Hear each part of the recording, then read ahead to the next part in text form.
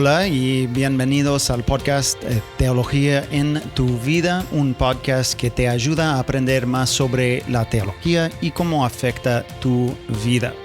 Bueno, estoy acá con mi hermano Jason, ¿cómo estás?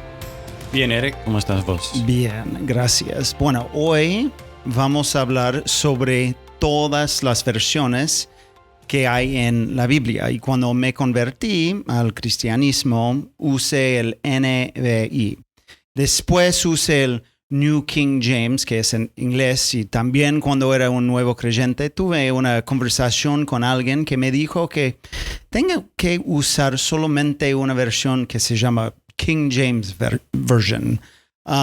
Entonces hay muchas versiones en inglés, pero también en español, ¿sí? En mi Logos, la plataforma que tengo, tengo por lo menos 6 versiones de la Biblia en español. Y a veces no sé qué versión usar.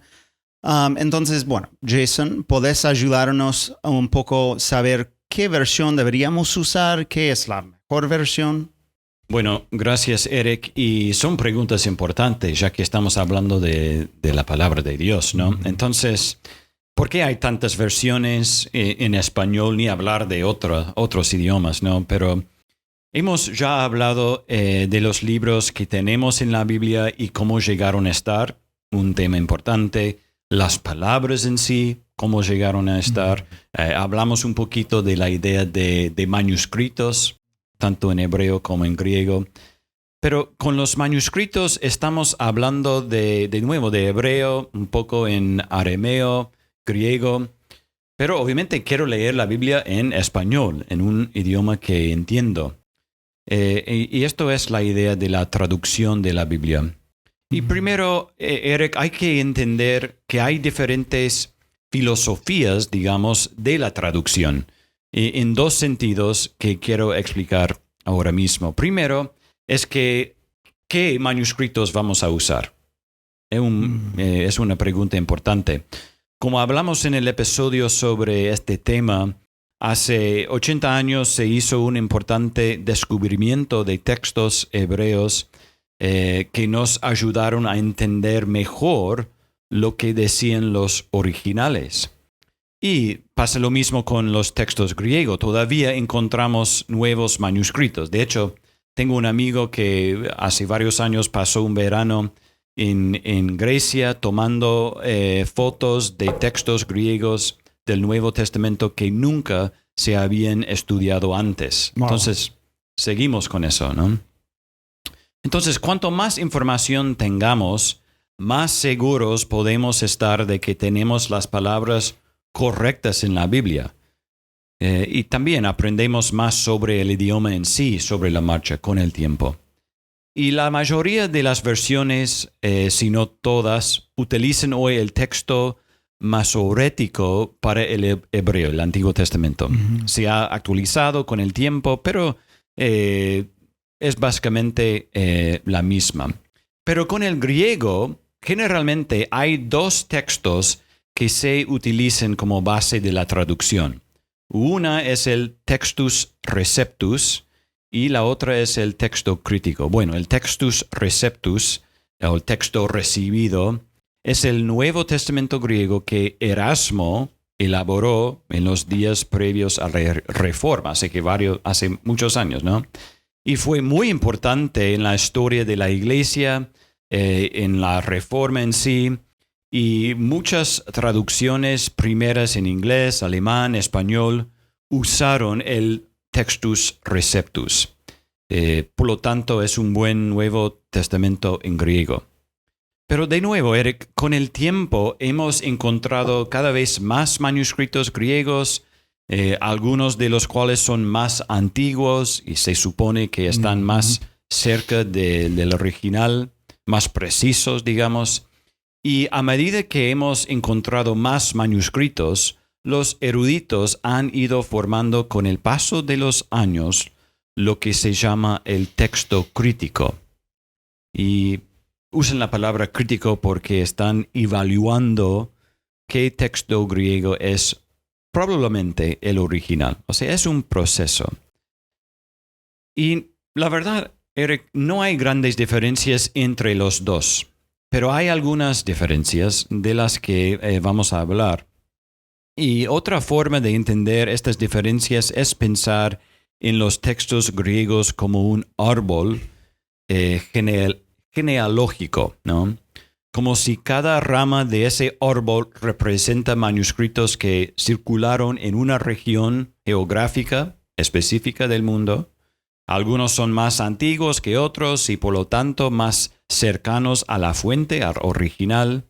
Bueno, para decirlo de manera muy sencilla, el Textus Receptus se basa únicamente en una rama de textos griegos que no son los más antiguos.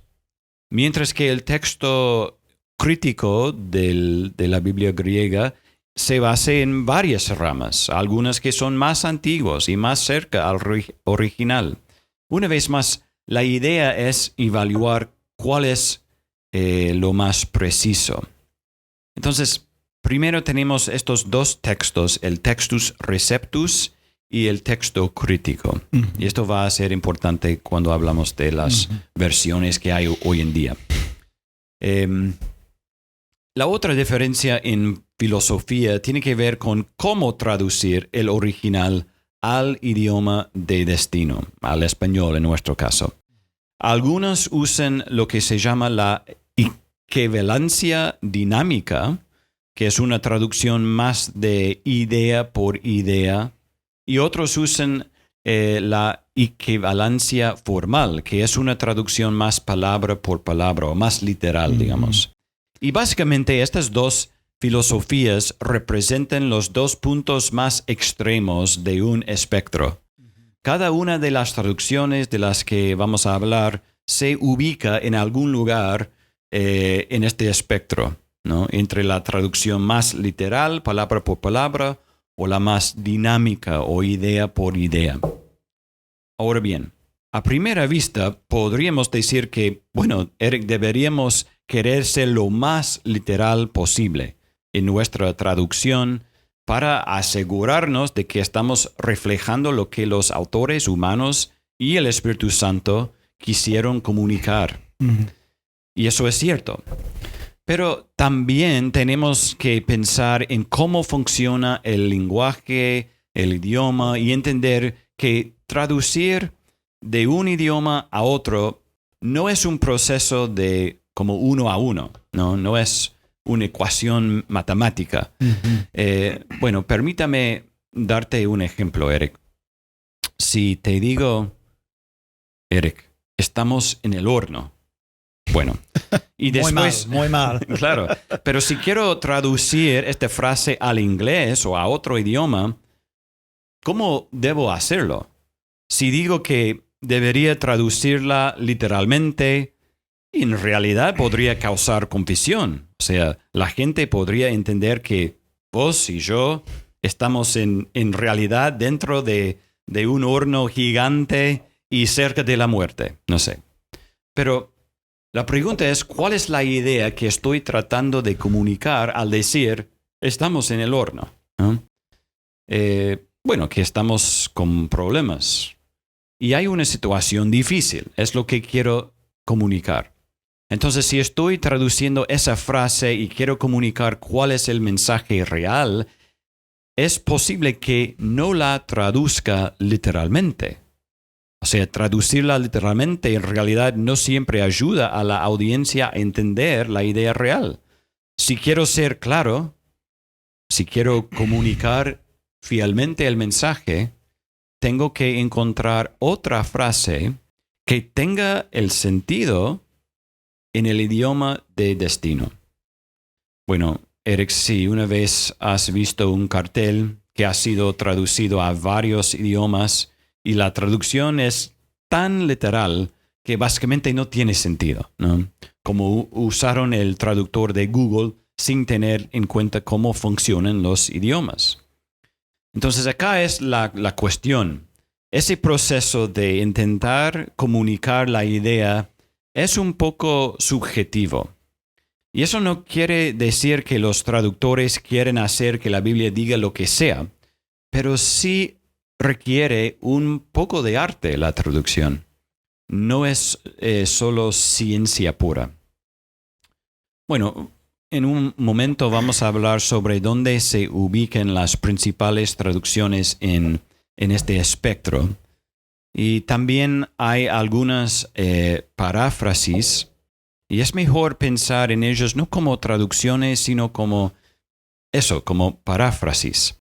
Alguien toma una Biblia y trata de resumir lo que dice el pasaje, o algún capítulo, un libro. Y en general, aunque pueden ser interesantes de leer, se deben evitar para un estudio serio de la Biblia, yo diría. Bueno, entonces ahora queremos evaluar algunas traducciones en español. Ujú. Y quiero empezar con la Biblia del Oso. Y es una traducción aparte y dudo que mucha gente la usa hoy en día. Pero realmente fue un regalo de Dios, ¿no? En el año 1569 se realizó la primera traducción completa de la Biblia en español. Ujú. Y la hizo un hombre que se llama Casiodoro de Reina, y él se basó en el Textus Receptus de Erasmo y en el texto masorético hebreo. Y lo que motivó a Reina fue el deseo de tener la Biblia en el idioma común del pueblo. No en latín, sino en español, el idioma que hablaba la gente día por día. Y si la leemos ahora suena antigua, a veces es difícil de leer, pero era el idioma común de la gente en España en ese momento, y por eso tanta gente se opuso de esta traducción. No querían la Biblia en el idioma del pueblo, dijeron. Solo se hicieron 2.600 copias de esta Biblia y se agotaron muy rápidamente. Bueno, pasa algunos años, en el año 1602 aparece la Biblia del Cántaro. Fue otro reformador español, Cipriano de Valera, quien tomó la Biblia de Reina y la revisó. No estaba tratando de hacerla más clara. Él eliminó algunas cosas que aparecen en la Vulgata latina, pero no en el texto hebreo original. Movió a los apócratas de los que hablamos en otro episodio, ¿no? Para no causar confusión. Y esta es realmente la primera versión de la Biblia Reina Valera, ¿no? Y por supuesto, hoy en día es la más conocida en el mundo de habla hispana y sigue siendo la más vendida.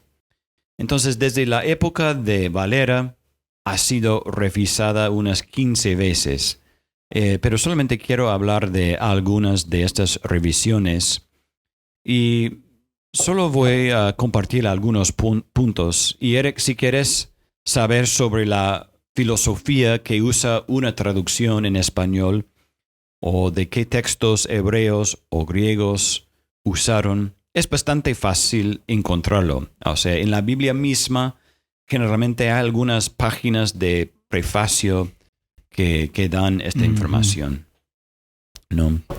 Bueno, pensemos un momento en la Reina Valera del año 1909. Y es una traducción más textual, más literal. Utiliza el Textus Receptus. Y su propósito era actualizar el lenguaje de las traducciones anteriores. Y el mismo ocurre en el año 1960.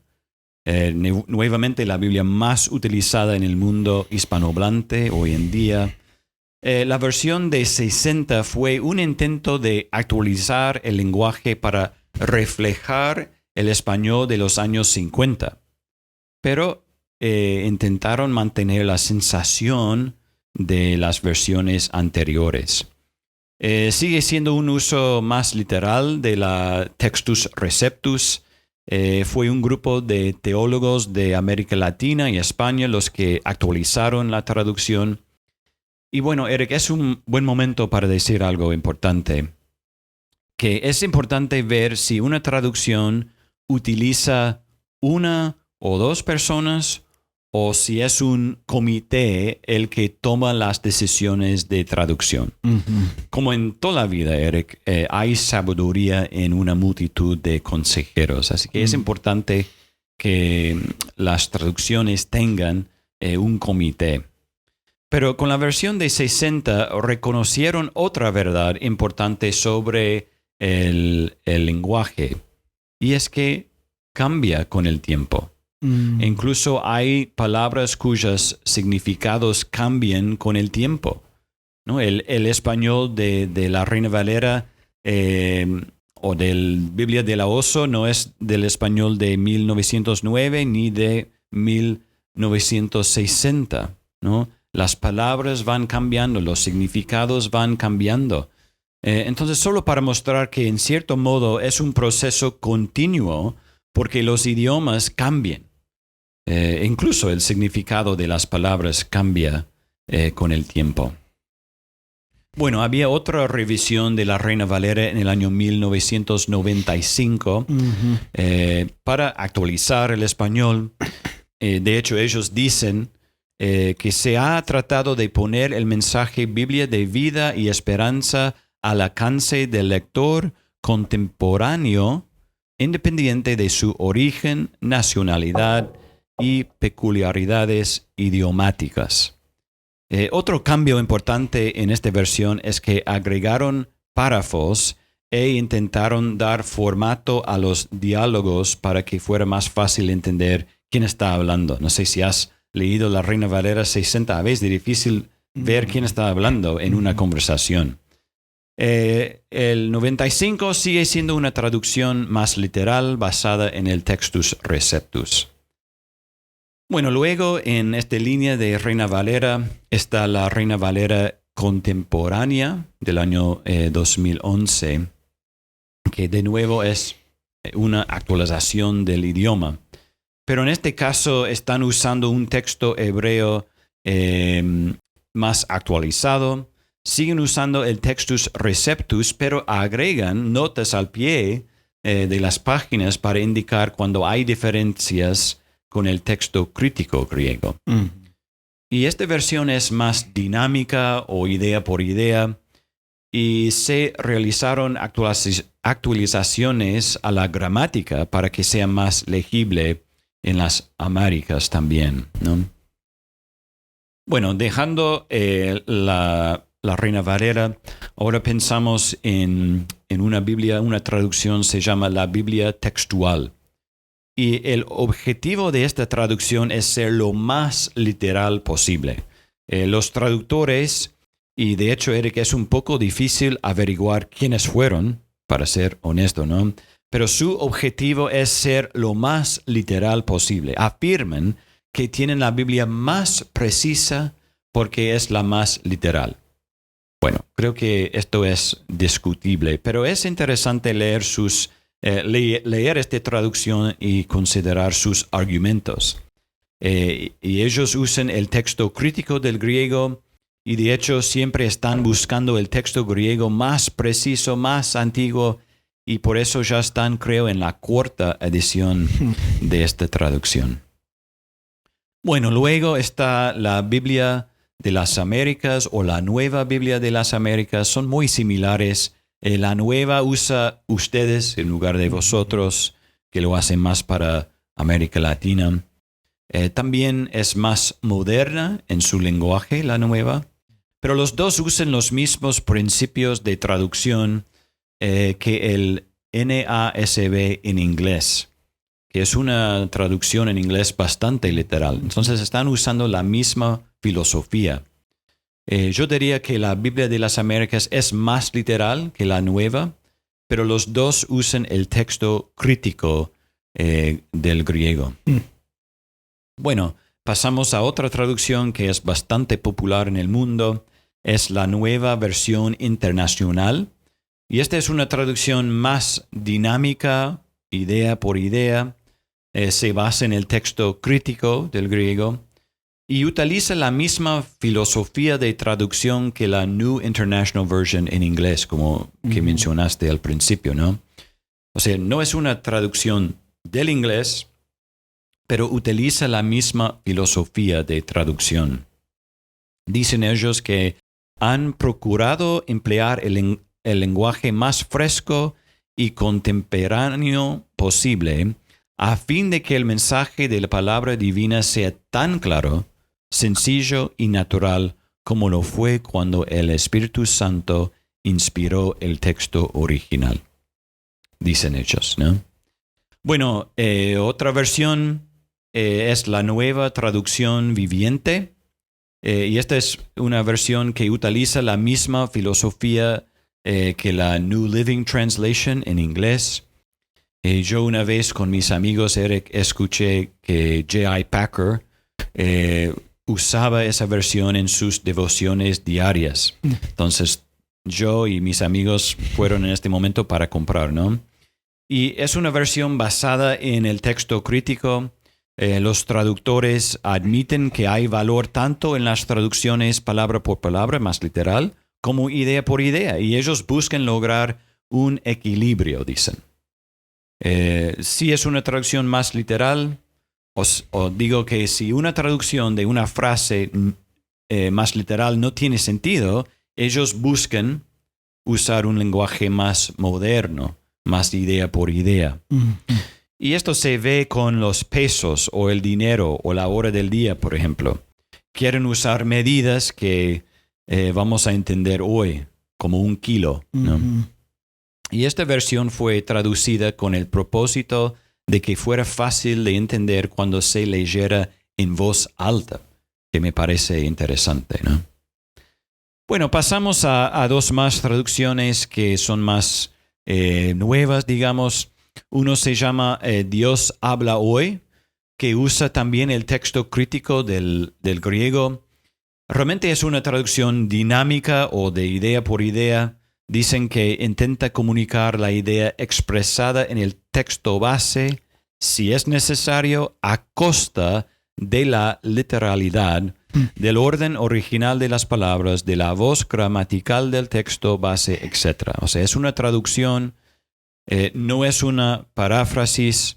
Vi que algunos piensan que es una paráfrasis, pero no es una traducción, pero obviamente es menos literal. Interesante. ¿No? La meta es que se entienda. Una más, Eric, se llama la Biblia del lenguaje actual. Y es otra traducción no literal. Dicen que conserva la belleza literaria adaptada al mundo actual. Se ha traducido de tal manera que su mensaje sea equivalente al del texto original, pero de modo que pueda leerse en voz alta con fluidez y que pueda escucharse sin problemas de comprensión.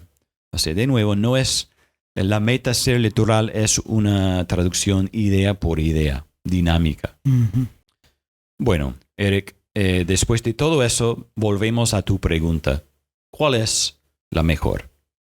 Y como pastor me han hecho esa pregunta muchas veces y una respuesta sería, bueno, leer el Antiguo Testamento en hebreo y el Nuevo Testamento en griego. O sea, hay valor en aprender los idiomas bíblicos y sería lo mejor leerlo así, la Biblia.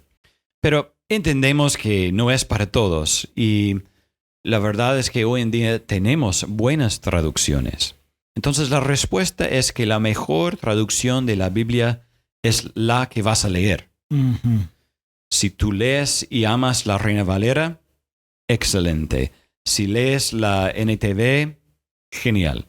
Lo más importante es que leamos la Biblia. Entonces, lea la Biblia.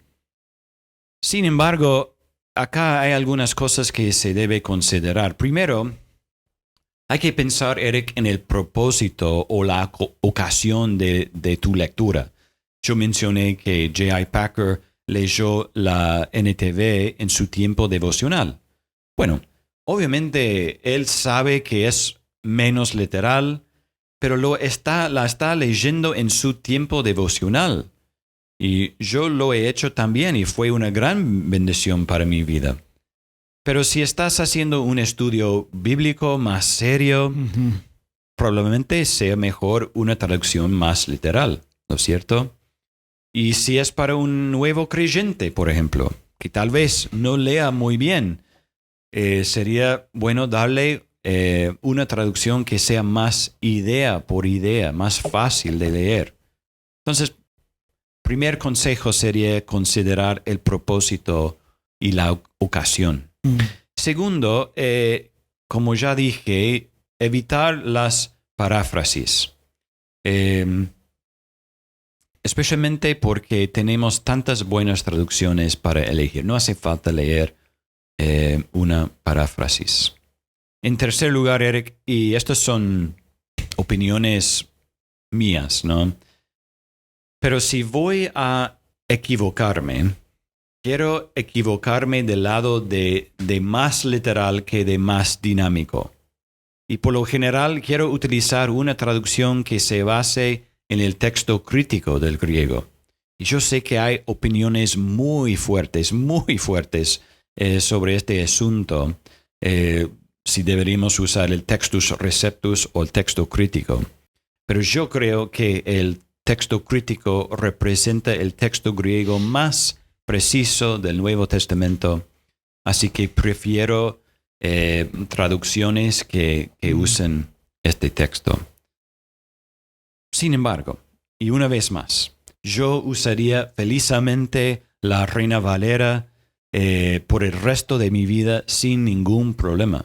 O sea, hay muchas buenas traducciones hoy en día. Hoy en día, no sé, en tu caso, pero yo estoy usando más la Nueva Biblia de las Américas y realmente me gusta, no sé qué versión usas vos. La misma. La misma, Sí. bueno. Con la mayoría de las traducciones podemos estar muy seguros, Eric, de que estamos leyendo la palabra de Dios.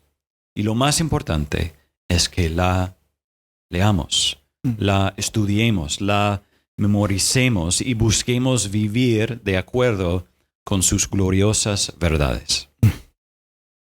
Bueno, muchas gracias, Jason, por ayudarnos con este tema. Yo puedo recordar la primera vez cuando leí la Biblia, ¿sí? La primera vez.